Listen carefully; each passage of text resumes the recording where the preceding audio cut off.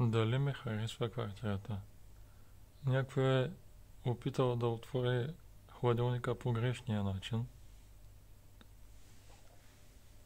В последния момент му е отворил контакт. Пода е леко неравен.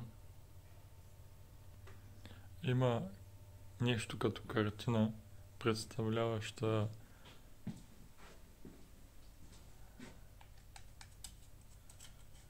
странна рамка и замазка.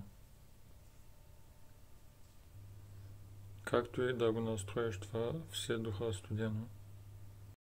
Мивката я заварях в това положение, с изключение на косама, може би. Тук до мивката е имало нещо, може би. Опитали са се да направят и банята. Както обикновено, отдушникът е много прашен.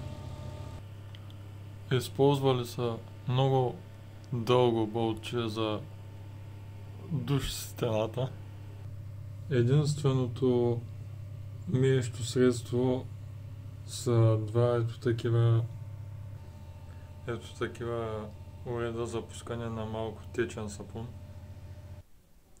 И пердетата, дебелите пердета, уж са набръчкани, но когато ги дръпнеш, те си остават набръчкани. Те са подготвени, дълги са направени, набръчкани, дълги, обаче са направени така, че да не се разтягат повече от това, което виждаме в момента. Така че не могат да покрият целия прозорец. Колкото и да ги дърпам, не могат.